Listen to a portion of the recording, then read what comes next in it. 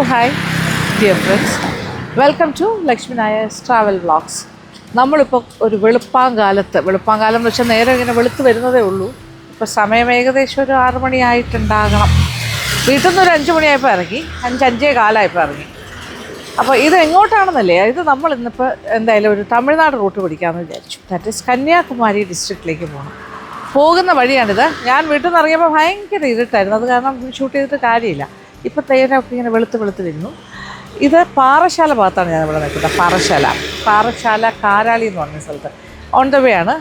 ഇവിടെ രാവിലെ 5 മണി തൊട്ട് ബ്രേക്ക്ഫാസ്റ്റ് കൊടുക്കുന്ന ഒരു കടയുണ്ട്. അപ്പോൾ മഹാദേവ എന്നാണ് കടയുടെ പേര്. എന്തായാലും അവിടെ ഒന്ന് കയറാം. Small shop. രാവിലെ എന്തൊക്കെയാണ് കേട്ടോ ഇവിടെ കിട്ടുന്നത്? എത്ര മണി തൊട്ടാണ് തുടങ്ങുന്നത്? 5 മണിക്ക് ഓപ്പൺ ആവോ? ഓക്കെ. 5:30 സ്റ്റാർട്ട് ചെയ്യും. രാവിലെ ദോശ, ചമ്മന്തി, അങ്ങനത്തെ കാര്യങ്ങളൊക്കെ രാവിലെ. ഒരു 7 മണിയൊക്കെ ആകുമ്പോഴത്തേക്കും പൊറോട്ടയാണ്. ഇവിടെ പൊറോട്ടയ്ക്കെല്ലാം കുഴച്ചിട്ടുണ്ട്. ചായ, പിന്നെ ആകെ എത്ര സീറ്റേ ഉള്ളൂ? 4-8 പേർക്ക് ഇരിക്കാൻ പറ്റുള്ളൂ. 2 രൂപ ഒരു ദോശയ്ക്ക്. 5 ദോശ 10 രൂപയുള്ളൂ. മൈ ഗോഡ്, അതെനിക്കൊരു ഷോക്കായി. ഞാൻ പ്രതീക്ഷിച്ചില്ല കേട്ടോ. അതിൻ്റെ കൂടെ കിഴങ്ങ് കറി എത്രയാണ് വാങ്ങിക്കുന്നത്? 10 രൂപ. അതും 10 രൂപ. ആവശ്യമുള്ള കറിക്കാം. അത് അൺലിമിറ്റഡ്. ഓംലെറ്റും കൂടി മേടിക്കാം. ഇതാണ്. ഡബിൾ വേണ്ട, എനിക്ക് സിംഗിൾ മതി. ഓക്കെ. കാരാളി വളവിലാണ് ഈ ഒരു കട, പാറശാല. ഓക്കെ. നോക്കൂ, കിഴങ്ങ് കറി. ഞാൻ ദോശ കിഴങ്ങ് കറിയായിട്ട് കോമ്പിനേഷൻ ഫസ്റ്റ് ടൈമാണ് കഴിക്കുന്നത്. കൊള്ളാം. മസാല ദോശയിൽ നമ്മൾ പൊട്ടറ്റോ അല്ല അകത്ത് വയ്ക്കുന്നത്. അങ്ങനെ നോക്കാം. അത്യാവശ്യം നല്ല സ്പൈസിയാണ്. 10 രൂപ. ഇപ്പോൾ 20 രൂപയായിട്ടുള്ളൂ. എങ്ങനെയല്ലേ ലാഭം കാണില്ല. ചേട്ടാ, ഇത് എത്ര വർഷമായി ഈ കട? 4ാം ക്ലാസ്സിൽ പഠിക്കുമ്പോഴാണ്. ഓ അച്ഛാ. അപ്പം കുറച്ച് ഇപ്പുറത്തോട്ട് മാറി. തൊട്ടപ്പുറത്തായിടാം. ഓക്കെ. 50 വർഷത്തിൽ കൂടുതലായി അല്ലേ? ഓക്കെ. ഞാൻ കുറച്ച് ചമ്മന്തിയെ കൂടി ഒഴിച്ചു കാണാൻ വേണ്ടിയിട്ട്. നോക്കിയപ്പോളോ ഒരു ഓംലെറ്റ്. ഞാൻ സിംഗിളാണ് പറഞ്ഞിരിക്കുന്നത്. ഓക്കെ. ഇത് അന്ന കാലത്തോട്ട് ഇത്ര തന്നെ ഉള്ളൂ പൈസ അല്ലേ? കുറെ വർഷമായിട്ട് ഇങ്ങനെയാണോ പൈസ? 2 രൂപ ദോശ. ഇതെങ്ങനെ മുതലാവുന്നു ഇപ്പോഴത്തെ സാധന വിലയില്? ഒറ്റയ്ക്കാണ് ജോലി ചെയ്തത്. ഓക്കെ. ഓ അത് ശരി. അത് മതി. യോ അത് ശരി.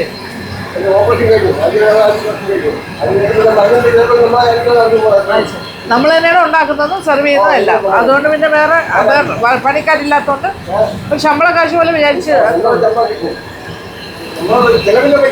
മനസ്സിലായി.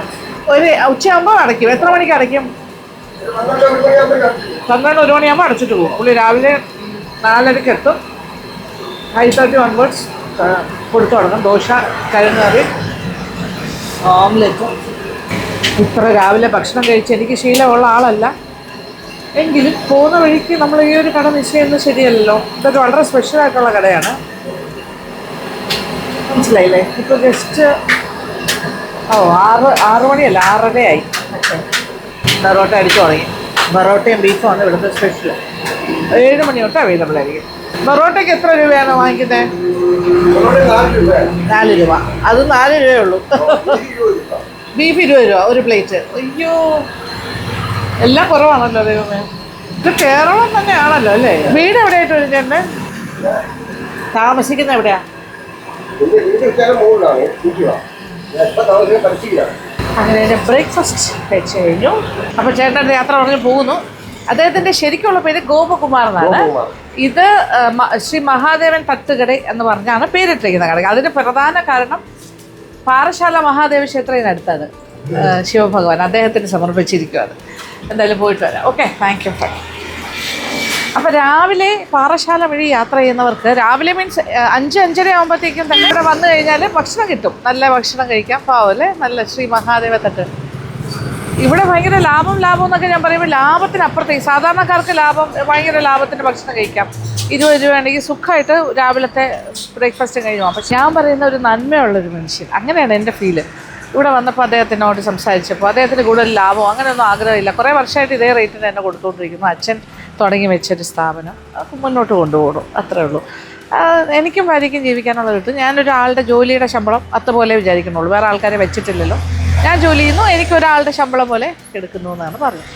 ഓക്കെ, അത്രേ കിട്ടുള്ളൂ. ഇതിലൊക്കെ എന്ത് കിട്ടാനല്ലേ? ഉച്ചയ്ക്ക് ഒരു 11-12 മണിയാകുമ്പോൾ എല്ലാം തീരും. ബീഫൊക്കെ 20 രൂപയുള്ളൊരു പ്ലേറ്റ്, എന്ത് ആലോചിച്ചു. പൊറോട്ട 4 രൂപ. ഈ സമയത്തൊക്കെ ഈ കാലത്ത് ഇത്രയും വിലക്കുറവിൽ എവിടെ കിട്ടുന്നു എന്നുള്ളതാണ്. 2 രൂപയുടെ ദോശ, 5 ദോശ 10 രൂപ. കിഴങ്ങ് കറി 10 രൂപ. സോ സാഡ് അല്ലേ? എത്രയും കുറച്ച് ലാഭമൊന്നും വാങ്ങിക്കാൻ അദ്ദേഹത്തിന് പ്ലാൻ ഇല്ല. ഇതൊരു വളവാണ്, കാരാളി വളവ്. വാഹനങ്ങളൊക്കെ ഇങ്ങനെ ഫാസ്റ്റായിട്ട് വന്നു പോകും. അപ്പോൾ നമ്മുടെ കാർ അപ്പുറത്താണ് പാർക്ക് ചെയ്തിരിക്കുന്നത്. അപ്പോൾ ക്രോസ് ചെയ്യാം. അയ്യോ, എനിക്കാണെങ്കിൽ ക്രോസിങ്ങാണ് ഏറ്റവും പേടിയുള്ള കാര്യം. ഓക്കെ,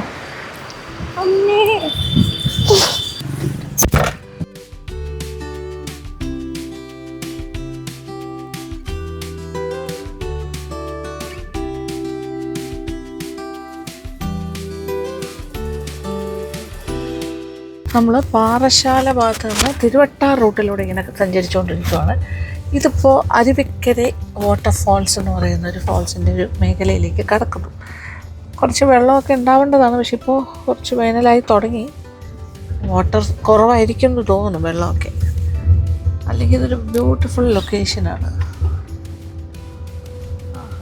കുറച്ച് വെള്ളം എവിടെ കാണുന്നുണ്ടോ? അയ്യോ, ഇതിങ്ങനെ മാത്തൂർ തൊട്ടിപ്പാലത്തിൻ്റെ ആ ഭാഗത്തു നിന്ന് ഇങ്ങനെ വരുന്ന വെള്ളമാണ്. അത് അവിടെ നിന്ന് ഇങ്ങനെ പാസ് ചെയ്ത് ഇങ്ങനെ ആ സൈഡിലേക്ക് പോകും. ഇത് ആക്ച്വലി ഭയങ്കര സീനിക്കായിട്ടുള്ളൊരു സ്ഥലമാണ്. ഇത് നോക്കിയാൽ, പക്ഷെ ഇപ്പം ഇച്ചിരി വെള്ളം കുറവാണ്. അരുവിക്കര എന്ന് പറഞ്ഞ സ്ഥലമാണ് ഇത്. തിരുവട്ടാർ ആ ഭാഗത്തു നിന്നൊക്കെ ഇങ്ങനെ വരുന്നു. പിന്നെ മാത്തൂർ തൊട്ടിപ്പാലം അവിടെയൊക്കെ വെള്ളത്തിൻ്റെ പ്രസൻസ് ഉള്ള സ്ഥലമല്ലേ. അവിടെ നിന്ന് ഇങ്ങനെ മുന്നോട്ട് പോകുന്നതാണ് അരുവിക്കര. നമുക്ക് വേണമെങ്കിൽ ഇറങ്ങി നോക്കാം. അതേ നോക്കി അവിടെയെല്ലാം നിറയെ വെള്ളം ഉണ്ടായിരുന്നു. ആക്ച്വലി നിറയെ വെള്ളമുള്ള സമയത്ത് അതൊരു കാസ്കേഡ് പോലെ ഇങ്ങനെ ചെറിയൊരു വെള്ളച്ചാട്ടം പോലെ ഇങ്ങനെ ചാടി പോവില്ലേ, ആ ബൗണ്ടറി, അങ്ങനത്തെ ഒരു സ്ഥലമാണിത്. ഇപ്പോൾ രാവിലെ സമയമാണ്, ഇപ്പോൾ ഒരു 7 മണി അങ്ങനെയൊക്കെ ആയിട്ടുള്ളൂ. അതുകൊണ്ട് തന്നെ ഇവിടെ സത്യത്തിൽ ഇപ്പോഴത്തെ ഒരു ക്ലൈമറ്റ് എന്താ അറിയുമോ, ഇവിടെയൊക്കെ ഇച്ചിരി മിസ്റ്റ് ആയിട്ടിരിക്കുന്നില്ലേ, മഞ്ഞുമൂടി കിടക്കുന്ന പോലെ കുറച്ചൊരു അങ്ങനെയാണ്. പകൽ അങ്ങനെയാണ്, രാവിലെയും രാത്രിയും തണുപ്പൊക്കെ ഉണ്ട്. പക്ഷേ ഡേ ടൈമിൽ ഭയങ്കര വെയിലായി കഴിഞ്ഞാൽ ചൂട്. ഇത് നോക്കിയാൽ ഇവിടെ സ്റ്റെപ്സൊക്കെ ഇട്ടിട്ടുണ്ട് നടന്നു പോകാനായിട്ടൊക്കെ. അപ്പോൾ ഇതിങ്ങനെ വെള്ളം ഒരുപാടുള്ള സമയത്ത് ഒരു ഓവർഫ്ലോ ചെയ്ത് പോകുമ്പോൾ നല്ല ഭംഗിയുള്ളൊരു കാഴ്ചയായിരിക്കും. നമ്മളൊരു ചെറിയൊരു എന്താ പറയുക, ഒരു അരുവിയിലൂടെ ഇങ്ങനെ നടന്നു പോകുന്ന പോലെ ചെറിയൊരു വാട്ടർഫാൾസിൻ്റെ ആ ഒരു ഫീല് കിട്ടും. ഇതൊരു ചെറിയൊരു ചെക്ക് ഡാം പോലെയാണ് കേട്ടോ ഈ ഭാഗമെല്ലാം. അത് നോക്കുമ്പോൾ മനസ്സിലാവും, ഒരു സ്മോൾ ചെക്ക് ഡാം പോലത്തെ ഒരു സംവിധാനമാണ്. കൃഷി ആവശ്യങ്ങൾക്കായിട്ട് വെള്ളത്തിനെ ഇങ്ങനെ ഡയറക്റ്റ് ചെയ്ത് വിടുന്നതാണ്. ആ സൈഡിലേക്കൊരു തോട് മാതിരിയുണ്ട് ഇടത് സൈഡിൽ. ഇതിങ്ങനെ പാറക്കൂട്ടങ്ങളുടെ ഇടയിലൂടെ വെള്ളം ഇങ്ങനെ പോകുന്നു. ഇതൊരു ക്രോസിങ് പോലെ. ഇത് ഓവർഫ്ലോ ചെയ്യുന്ന വെള്ളമാണ് ഇങ്ങനെ ചെറിയ കാസ്കേഡ് പോലെ ഇങ്ങനെ തട്ടി താഴോട്ട് പോകണേ. അതൊരു ഭംഗിയാണ്. പക്ഷെ നിറയെ വെള്ളമുള്ള സമയത്ത് ഇതൊരു ഭയങ്കര ഭംഗിയുള്ളൊരു സ്ഥലമാണ്. It will be A beautiful place. ഇതിപ്പോൾ അത്രയും വെള്ളമില്ല, എങ്കിലും നല്ല തണുപ്പുണ്ട്. ആ വെള്ളത്തിൻ്റെ പ്രസൻസ് കൊണ്ടായിരിക്കാം. പിന്നെ ഇപ്പോൾ ഈ രാവിലെ സമയമല്ലേ, കുറച്ച് മഞ്ഞ് മൂടി കിടക്കുന്നു, മിസ്റ്റിയാണ്. ആൾക്കാരും ബഹളമൊന്നുമില്ല. ഞാൻ ഈ രാവിലെ ഇവിടെ നിൽക്കുമ്പോൾ ആരെങ്കിലും ഒറ്റപ്പെട്ട ആൾക്കാർ ഇങ്ങനെ പാസ് ചെയ്യുന്നുണ്ട്. അപ്പോൾ ഞാൻ എന്തായാലും ഇന്നത്തെ യാത്ര എന്ന് പറയുന്നത് രാവിലെ വീട്ടിൽ നിന്ന് ഇറങ്ങി ഇന്ന് രാത്രി തിരിച്ച് വീട്ടിലെത്തും. പോകുന്ന വഴി കാഴ്ചകളെല്ലാം കവർ ചെയ്ത് പോകണം. ഇതിപ്പോൾ നമ്മൾ കന്യാകുമാരി ഡിസ്ട്രിക്റ്റിലൂടെ സഞ്ചരിക്കുന്നു. ഇപ്പോൾ തിരുവട്ടാർ ഭാഗം പാറശാലയിൽ നിന്ന് ഡിവിയേറ്റ് ചെയ്തിട്ടാണ് ഇങ്ങോട്ട് വന്നത്. ഇവിടെ കൂടി ഇനി നമ്മൾ വീണ്ടും പുറത്തേക്ക് ഇറങ്ങി കൊള്ളാവുന്ന സ്ഥലങ്ങളിലൂടെയൊക്കെ സഞ്ചരിക്കണം എന്നാണ് വിചാരിക്കുന്നത്. അപ്പോൾ ഇതിങ്ങനെ പോയിട്ട് നമ്മൾ തിരുവിതാംകൂട് എത്തും. തിരുവിതാംകൂട് ഇറ്റ്സ് എ ബ്യൂട്ടിഫുൾ ഒരു വില്ലേജാണ്. അവിടുത്തെ പ്രത്യേകത എന്ന് വെച്ചാൽ അവർക്ക് അവരുടേതായ ഒരു ഫുഡ് കൾച്ചറൊക്കെ ഉണ്ട്. അത്തരം കാര്യങ്ങളൊക്കെ കൂടുതൽ എക്സ്പ്ലോർ ചെയ്യാനായിട്ട് വേറൊരു സമയം വരാം. പക്ഷേ തിരുവിതാംകൂട് ഒരു അരപ്പള്ളി ഉണ്ട്, അവിടെ പോകണം എന്നാണ് ഞാൻ ആഗ്രഹിക്കുന്നത്. വർഷങ്ങൾക്ക് മുന്നേ പോയത്. വൺ ഓഫ് ദ ഓൾഡസ്റ്റ് ചേർച്ചാണ്, അവിടെയൊക്കെ ഒന്ന് പോകണം. അപ്പോൾ ഇങ്ങനെ ഓരോ സ്പോട്ട് ഞാനിങ്ങനെ മാർക്ക് ചെയ്തിട്ട് ആണ് ഈ ഒരു യാത്ര. ആൻഡ് ഫൈനലി കന്യാകുമാരി ഭാഗത്തേക്ക് ചെന്നെത്തുക. അവിടെ സൺസെറ്റ് പറ്റുമെങ്കിൽ കാണാം. സൺസെറ്റൊക്കെ നമ്മൾ ഇതിന് മുന്നേ കണ്ടിട്ടൊക്കെ ഉണ്ട്, സൺസെറ്റും സൺറൈസും ഒക്കെ. എങ്കിലും ഇന്നത്തെ ദിവസം ഇങ്ങനെ യാത്ര ചെയ്ത് തുടങ്ങിയിരിക്കുകയാണ്. ചെറിയ വാട്ടർഫാൾസ് പോലെ കാണാം. ആൾക്കാർ കുളിച്ച് 1-2 പേരൊക്കെ അവിടെ തുണി അലക്കി. ഇവിടെയൊക്കെ കുറച്ച് ഫോഴ്സിൽ വെള്ളമുണ്ട് കേട്ടോ, തട്ടി. ഇവിടെ ഒരു സ്കൂളുണ്ട്, മേരി മൗണ്ട് CBSE സ്കൂൾ, അണക്കരൈ. ഇവിടെ ഒരു ടെമ്പിളുണ്ട്. കേൾക്കുന്നുണ്ടോ? നല്ല വാട്ടർഫാൾസിൻ്റെ സൗണ്ട്. ഇവിടെ മുഴുവൻ കുഞ്ഞു വാട്ടർഫാൾസാണ് ഇഷ്ടം പോലെ. അതായത് ഈ പാറയുടെ ഇടയിലൂടെ ഇങ്ങനെ വെള്ളം വീഴുന്ന ഒരുപാട് പോയിന്റ്സ് ഉണ്ട്. വെള്ളം കൂടുതലുണ്ടെങ്കിൽ ഭയങ്കര ഒരു മനോഹരമായ ദൃശ്യം തന്നെയായിരിക്കും. ഇതാണ് ഈ മനോഹരമായ കാഴ്ച. ഇത് നോക്കിയേ, ഇതിൻ്റെ താഴെ ഒരു കനാലുണ്ട്. ആ കനാലിലൂടെ വെള്ളം ഇങ്ങനെ, അത് കൃഷി ആവശ്യത്തിനായിട്ട് ശരിക്കും റീഡയറക്റ്റ് ചെയ്ത് വിട്ടിട്ടുണ്ട്. ജനറലായിട്ട് ഇങ്ങനെ പാറയിലൂടെ ഒഴുകി പോകുന്നതിന് അപ്പുറത്തേക്ക് ചാനലൈസ് ചെയ്ത് വിട്ടിരിക്കുന്നത് ഈ ഒരു ചെറിയൊരു കനാലിലൂടെയാണ്. അതിങ്ങനെ ഇതാണ് അങ്ങേറ്റം വരെ പോകുന്നുണ്ട്. ഇത് കൃഷി ആവശ്യത്തിനുള്ള വാട്ടർ സപ്ലൈ ആണ്. അവിടെ ഒരു ക്ഷേത്രമുണ്ട്. ഇത് ഇവിടുത്തെ അരുവിക്കര ക്ഷേത്രമാണ്.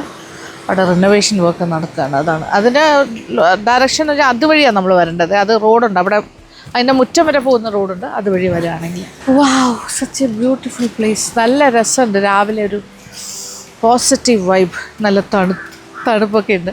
Misty morning. ഞാനും ഒരു പച്ച സാരി കൊടുത്തിറങ്ങിയിരിക്കും ഈ പച്ചപ്പിൻ്റെ ഇടയിലേക്ക്. രസമുണ്ടല്ലേ, നല്ല ഭംഗിയുണ്ട് ഈ സ്ഥലം കാണാൻ. It's A beautiful place. അങ്ങനെ ബ്യൂട്ടിഫുൾ ഈ അരുവിക്കര എന്ന് പറഞ്ഞ സ്ഥലത്തുനിന്ന് മുന്നോട്ട് പോകാം.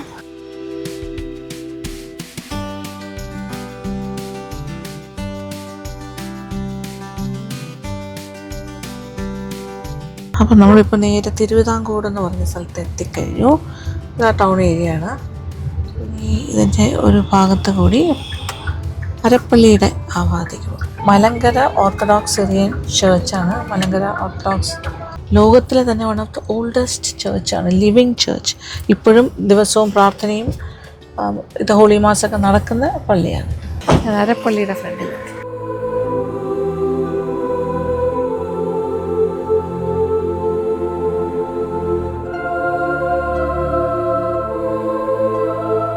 ഇവിടെ നിന്ന് ഒരു മെഴുകുതിരി വാങ്ങി കത്തിക്കും.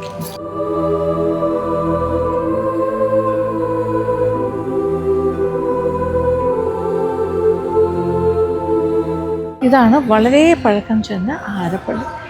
ഈ മുൻഭാഗമൊക്കെ ഇപ്പോൾ കുറച്ച് മോഡിഫൈ ചെയ്തിട്ടുണ്ട്. പക്ഷേ ഉള്ളിലേക്കാണ് ആദ്യത്തെ പള്ളിയാണ്. അതായത് കല്ലിൽ തീർത്ത പള്ളിയാണ്. കാണുമ്പോൾ അറിയാൻ പറ്റും. അകത്തേക്ക് കയറുമ്പോൾ സെൻറ്റ് മേരീസ് ഓർത്തഡോക്സ് ചർച്ച്.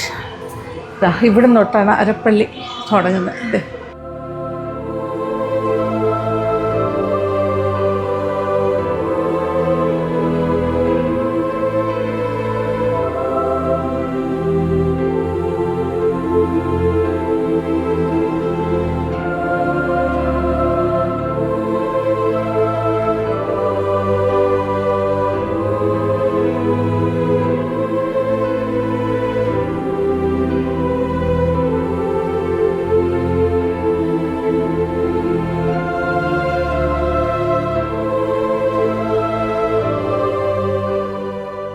രാജാവിന്റെ അനുമതിയോടെ രാജാവ് കൊടുത്ത സ്ഥലത്തിൽ വെച്ച പള്ളി.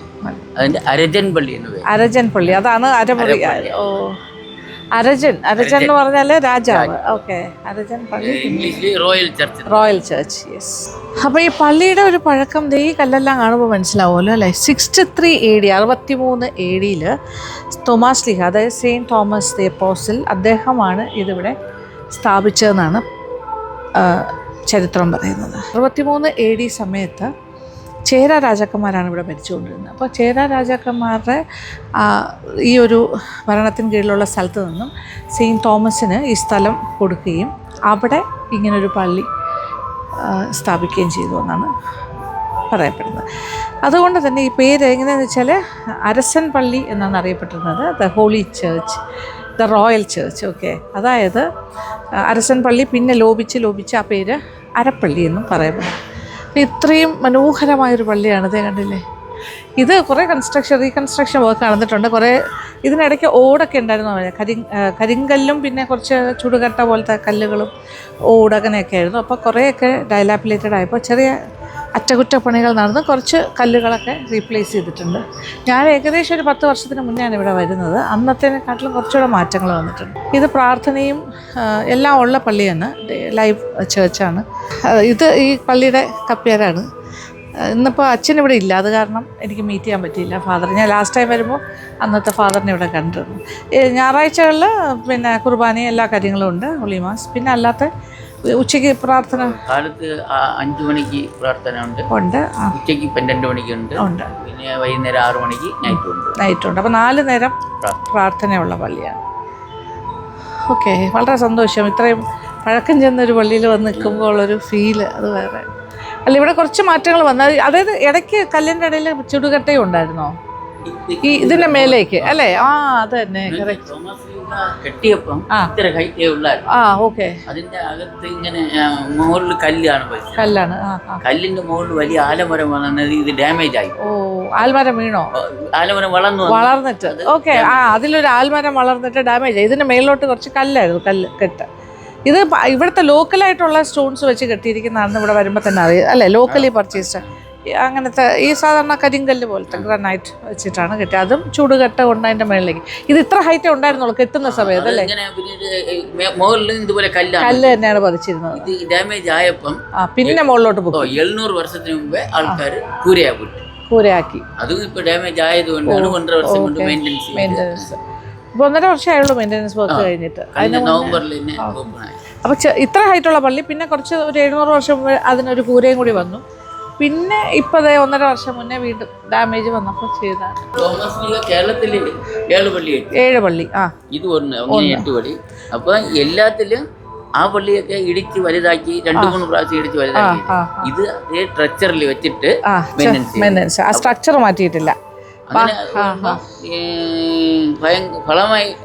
ഏറ്റവും പഴമയെന്ന് പറയുന്നത് ഇപ്പോഴും ആ പഴമ നിലനിർത്തിക്കൊണ്ട് പോകുന്നത് ഈ ഒരു പള്ളിയാണ്. ഇത് 2000 വർഷം പഴക്കമുള്ള കിണറുണ്ട് ഇവിടെ. അത് എഴുതി വെച്ചിട്ടുണ്ട് അവിടെ, 2000 years old well. ഇതെല്ലാം പഴയ കാര്യങ്ങളുടെ ആ ഇളക്കി വെച്ചിരിക്കുന്ന അന്നത്തെ അല്ലേ, അന്ന് ഉണ്ടായിരുന്നല്ലേ ഈ കാര്യങ്ങളെല്ലാം. ഒരിക്കലും പറ്റാത്തൊരു കിണറാണിത്. 2000 years old കരിങ്കല്ല് തന്നെയാണ് ഇവിടെ. നോക്കിയാൽ കാണാം. അദ്ദേഹം 5 വർഷം സെൻറ്റ് തോമസ് ഇവിടെ താമസിച്ചിരുന്നു എന്നാണ് പറയുന്നത്. അതിൻ്റെ ഓർമ്മയ്ക്കായിട്ട് ഇവിടെ എല്ലാം എഴുതിയൊക്കെ വെച്ചിട്ടുണ്ട് കേട്ടോ. അദ്ദേഹത്തിൻ്റെ ഒരു ever loving memory of a beloved founder and disciple of our lord Jesus Christ. അപ്പോൾ സെയിൻറ്റ് മേരീസ് ഓർത്തഡോക്സ് ചർച്ച് എന്ന് പറയുന്ന ഈ ഒരു ഹിസ്റ്റോറിക്കൽ സ്റ്റോൺ വാൾഡ് ചേർച്ചാണിത്. കന്യാകുമാരി ഡിസ്ട്രിക്റ്റിലാണ് ഇത് സ്ഥിതി ചെയ്യുന്നത്. തോമയാർ കോവിലെന്നും അറിയപ്പെടുന്നതാണ്. അപ്പോൾ സെയിൻറ്റ് തോമസ് വിശുദ്ധൻ 7 പള്ളി ഉണ്ടാക്കി എന്ന് പറഞ്ഞു ഇവിടെ എല്ലാം സ്ഥാപിച്ചു. ആ 7 പള്ളിയിലും മാതാവിൻ്റെ രൂപമാണ്. സെയിൻറ്റ് മേരീസ് ചേർച്ചസ് ആണ്. അപ്പോൾ ഇതും അത് തന്നെയാണ്, സെയിൻറ്റ് മേരിയുടെ തന്നെയാണ്. ഭയങ്കര സ്റ്റോൺ വാൾഡ് ആയിട്ടുള്ളൊരു പള്ളി. ഇത് ഒലിവിൻ്റെ ട്രീ ആണ്, ഒലിവ് ട്രീ നട്ടിരിക്കുന്നത്. ഇങ്ങനെ കുറേ മരങ്ങളൊക്കെ ഇവിടെ നട്ടിട്ടുണ്ട്. സെഡാർ ട്രീ ഉണ്ട്, സെഡാറുണ്ട് ഇവിടെ. കണ്ടില്ലേ ഹൈറ്റ്, തല കുഞ്ഞ് കയറണം. ചെറിയ വാതിലാണ്. ഇത് തോമസ് ലീഗയുടെ കൈകൊണ്ട് ചെയ്യപ്പെട്ട കുരിശാണ്. കൈകൊണ്ടാ? ഓ, അദ്ദേഹം തന്നെ കൊത്തിയതാണോ? ഓ, തോമസ് ലീഗ തന്നെ കൈകൊണ്ട് കൊത്തിയതാണ് ആ കുരിശിന്റെ ആ രൂപം. ഈ കുരിശ് തന്നെ ഇതൊരു ക്രിസ്ത്യൻ പള്ളി എന്ന് ഐഡന്റിഫൈ ചെയ്യുന്ന ഈ കുരിശ് വെച്ചിട്ടായിരുന്നു. ഓഹോ, ഇതെല്ലാം ആ പഴയ കല്ലാണ് അല്ലേ? എത്ര നൂറ്റാണ്ട് പഴക്കം. 63 AD, 63 AD-യിലാണിത് സ്ഥാപിതമാകുന്നത്. ഇതുവരെയാണ് പഴയ കല്ലുകൾ. പോർച്ച് പോലെ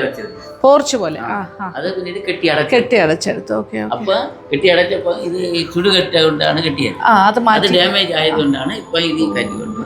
അത് നമുക്കിങ്ങനെ കാണാം, രണ്ടിൻ്റെയും കൂടെ ഒരു പഴയ കല്ലും പുതിയ കല്ലും തമ്മിലുള്ളൊരു ചേഞ്ച്. തിരുശേഷിപ്പാണോ? ഏത് ഇവിടെയോ? Oh yes, the holy relics of saint Thomas, അദ്ദേഹത്തിൻ്റെ തിരുശേഷിപ്പാണ്. ഇത് ഇവിടുത്തെ കെടാവിളക്കാണ്. 24 hours ഫുൾ എല്ലാ ദിവസവും കത്തിക്കൊണ്ടേയിരിക്കും, ഒരിക്കലും അണയാതെ സൂക്ഷിക്കുന്നു കെടാവിളക്ക്.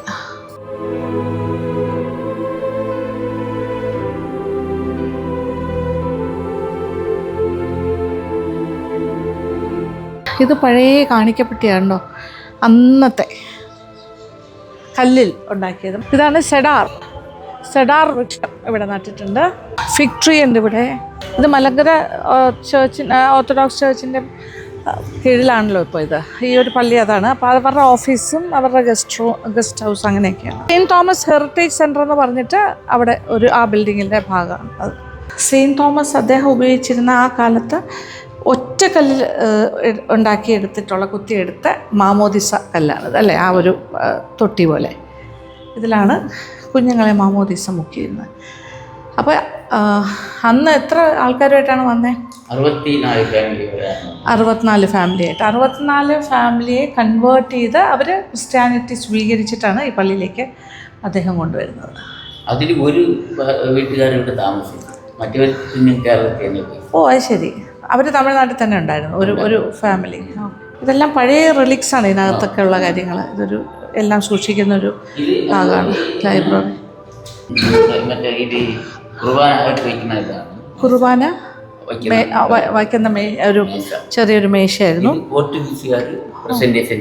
അത് ശരി, പോർച്ചുഗീസുകാരുടെ സംഭാവനയാണെന്ന് പറയുന്നത്. അതെ, എത്ര പഴക്കം ആലോചിച്ച് നോക്കൂ. 63 AD ആ കാലഘട്ടം അല്ലേ. ഇവിടെ ഒരുപാട് ആ കാലത്തിനെ ഓർമ്മിപ്പിക്കുന്ന ഒരുപാട് റിലിക്സ് ഉണ്ട്. ഒരുപാട് എന്താ പറയുക, തിങ്സ് അല്ല, റിലിക്സ് മീൻസ് അത്രയും രേഖകൾ സൂക്ഷിച്ചിട്ടുണ്ട്. ഈ കട്ടിലൊക്കെയോ വളരെ 1890 ജനിച്ച അദ്ദേഹത്തിൻ്റെ കല്ലറ ഇവിടെ ഉണ്ട്. ഓക്കെ, ആദ്യകാലത്ത് 18-ാം നൂറ്റാണ്ടിലൊക്കെ ഉണ്ടായിരുന്ന ഇവിടെ ഉണ്ടായിരുന്ന ഫാദർ ഉപയോഗിച്ചിരുന്ന വരിഞ്ഞ കട്ടിലാണ്.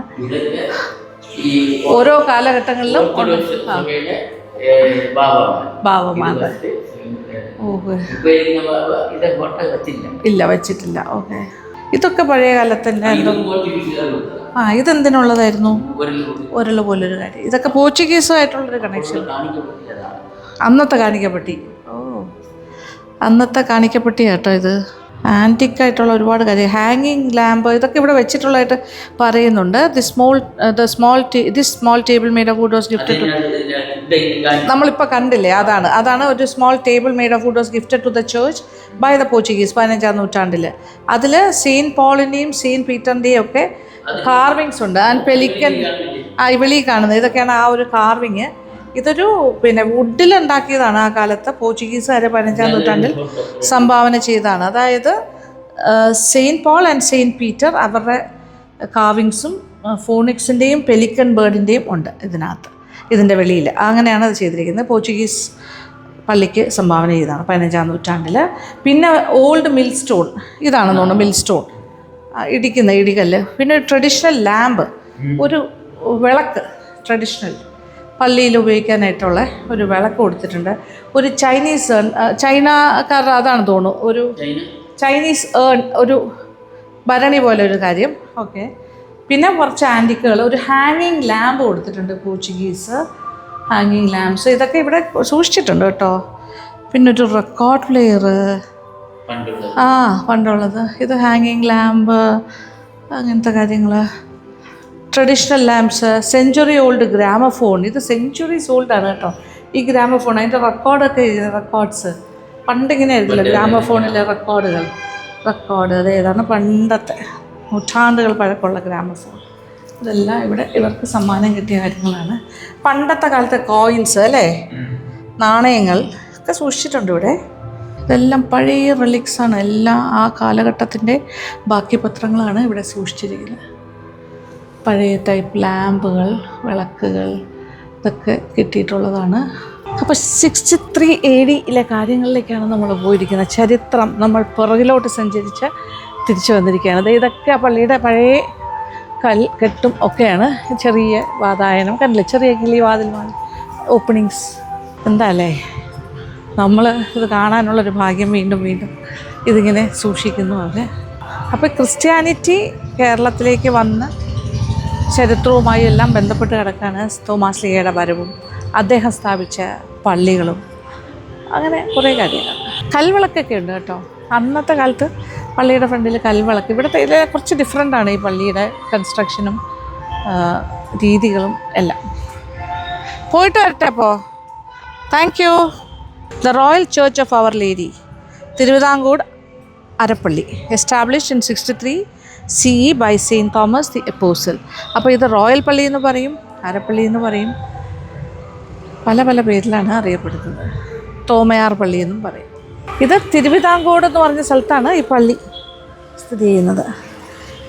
വരാത്തവർ വരിക. ഇത് നമ്മുടെ ചരിത്രത്തിൻ്റെ ഭാഗമാണ്. വരണം, പ്രാർത്ഥിക്കണം. നല്ലൊരു അനുഭവമാണ്. തുടക്കത്തിൽ ഇങ്ങനെ കയറുമ്പോൾ തന്നെ അതേ നോക്കി ഇവിടെ വലിയൊരു കുരിശൊക്കെ ഉണ്ട്. കുരിശടി കല്ലിൽ തന്നെയാണ് അതൊക്കെ ചെയ്തിരിക്കുന്നത്. അതൊക്കെ ലേറ്റർ എഡിഷൻസാണ്.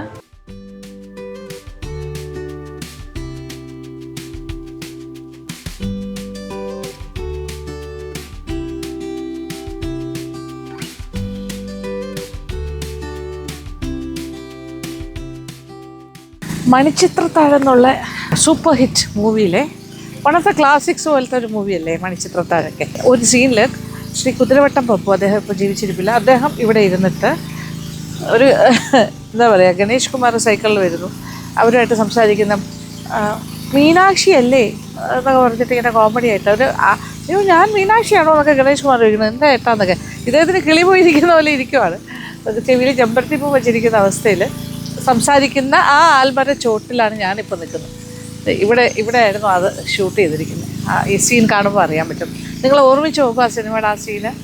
നല്ലൊരു ബ്യൂട്ടിഫുൾ കുളം, കൽപ്പടവുകളും ഒക്കെ ആയിട്ട് ആൽമര ചുവട്ടിൽ ഇവിടുത്തെ ആൾക്കാരെല്ലാം വന്ന് കുളിക്കുന്ന സ്ഥലം തന്നെയാണ്.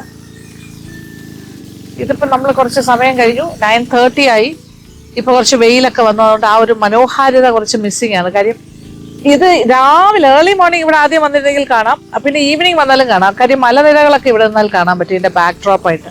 ഇപ്പോൾ ദേ കംപ്ലീറ്റ് വെയിൽ വന്നിട്ട് കുറച്ച് ബേണായി കിടക്കുകയാണ്. ആൽമര ചോട്ടിൽ ചെറിയ പ്രതിഷ്ഠയൊക്കെ ഉണ്ട് നാഗരാജാക്കന്മാർക്ക്. നല്ല രസമുള്ള സീനിക് പ്ലേസ് ആണിത്. വൈകുന്നേരങ്ങളിൽ വരിക അല്ലെങ്കിൽ രാവിലെ വരിക, ഏർലി മോർണിംഗ്. ഇതിപ്പോൾ രണ്ട് ഘട്ട സമയമായി എന്ന് പറയില്ലേ നമ്മളെ. ഞാനിങ്ങനെ പല സ്ഥലത്ത് ഇങ്ങനെ സ്റ്റോപ്പ് ചെയ്തല്ലേ വന്നത്. ഇവിടെ മോട്ടർ ഇങ്ങനെ ഓൺ ചെയ്തിട്ടേക്കുന്ന ഒരു വോയിസ് ഡിസ്റ്റർബൻസ് ഉണ്ട്. കൽപ്പടവുകൾ ഇറങ്ങിപ്പോയി കഴിഞ്ഞാൽ വെള്ളത്തിലേക്ക് കാല് വയ്ക്കാം. കുളിക്കാൻ ഇവിടെ അലൗഡ് ആണോ എന്ന് ചോദിക്കാറില്ല. ആണ്, ഇവിടെ എല്ലാവർക്കും കുളിക്കാം. ഇവിടുത്തെ ലോക്കലായിട്ട് താമസിക്കുന്ന ആൾക്കാർക്കെല്ലാം വരാൻ പറ്റുന്ന ഒരു ഭാഗം തന്നെയാണ്. ഇത് ഭംഗിയല്ലേ ഈ ആൽമരം. വാവ്, ഈ ആൽമരവും അതിൻ്റെ ആൽമരച്ചോട്ടിലും ഈ കൽപ്പടവുകളും അവിടെ നിന്ന് ഇങ്ങനെ ആ കുളവും ഒക്കെ കാണാനായിട്ട് നല്ലൊരു serene atmosphere except for the sound of the motor pump. ഇതെനിക്ക് തോന്നുന്നു വെള്ളം കൃഷി ആവശ്യങ്ങൾക്കായിട്ട് ഇവിടെ നിന്ന് ഡൈവേർട്ട് ചെയ്ത് പുറത്തേക്ക് അങ്ങോട്ട് കൊടുക്കുന്നു എന്ന് തോന്നുന്നു. ഇതാണ് ആ ഒരു ഇമ്പോർട്ടൻറ്റ് ആൽമരച്ചൂട്ടിലെ ആ ഡയലോഗും കോമഡി സീൻ. അയ്യോ, എനിക്കിത് ഇവിടെ വന്നിരിക്കുമ്പോൾ ആ ഒരു എന്താ പറയുക, നമ്മൾ ഇഷ്ടപ്പെടുന്ന ചില മൂവീസൊക്കെ കണ്ട ആ സീനൊക്കെ നമ്മളിങ്ങനെ വീണ്ടും ആ സ്ഥലത്ത് വരുമ്പോഴേ അത് റീക്രിയേറ്റഡ് ആയിട്ട് മൈൻഡിലൂടെ ഇങ്ങനെ പോവുകയാണ് ആ പിക്ചറായിട്ട്. നിങ്ങളൊന്ന് ആലോചിച്ച് നോക്കിയ ആ സീനെല്ലാം ശ്രീ കുതിരവട്ടം പപ്പു അദ്ദേഹം അഭിനയിച്ച കോമ്പിനേഷൻ സീൻ വിത്ത് ഗണേഷ് കുമാർ ആയിരുന്നു. ഇതൊരു വീടാണെന്ന് തോന്നുന്നു ഇപ്പുറത്ത്. നല്ല ആൽമരം. എത്ര വെയിലാണെങ്കിലും ആൽമരച്ചോട്ടിലിരുന്ന് കഴിഞ്ഞാൽ നല്ല തണുപ്പുമാണ്. പണ്ടത്തെ കാലത്ത് എല്ലാവരും ഈ വഴിയാത്രക്കാർക്ക്, കാൽനടയായി പോകുന്നവർക്ക്, പഴയ കാലത്ത് രാജാക്കന്മാരുടെ കാലത്തൊക്കെ ഇതുപോലെയൊന്നും അല്ലല്ലോ, അന്നത്തെ സൗകര്യങ്ങളൊക്കെ കുറവല്ലേ, കാൽനടയായിട്ടാണ് ആൾക്കാരൊക്കെ സഞ്ചരിച്ചത്. അപ്പോൾ വഴിനീളെ പോകുന്ന വഴിക്കെല്ലാം ഒരുപാട് ആൽമരങ്ങൾ നട്ടുപിടിപ്പിക്കുന്ന ഒരു രീതി ഉണ്ടായിരുന്നല്ലോ. എന്തിനായിരുന്നു അത്? കാര്യം അതിൻ്റെ ചോട്ടിൽ വന്നിരുന്ന് റെസ്റ്റ് എടുക്കുക, അപ്പോൾ കുറേ ഓക്സിജൻ കിട്ടും, നല്ല തണൽ കിട്ടും, വിശ്രമിച്ചിട്ട് പോകാം. അപ്പോൾ ഇതൊക്കെയാണ് വിശേഷങ്ങൾ. ഓക്കെ, അപ്പോൾ നമ്മുടെ യാത്ര ഞാൻ തുടരുന്നു, കഴിയുന്നില്ല ഈ ഒരു ജേണി. ഇനി അങ്ങോട്ട് മുന്നോട്ട് പോവുകയാണ്. കന്യാകുമാരി ജില്ലയിൽ ഇവിടെ നമ്മൾ സഞ്ചരിക്കുവാണ്. അപ്പോൾ കൂടുതൽ വിശേഷങ്ങളുമായി അടുത്ത വീഡിയോയിൽ കാണാം. അത്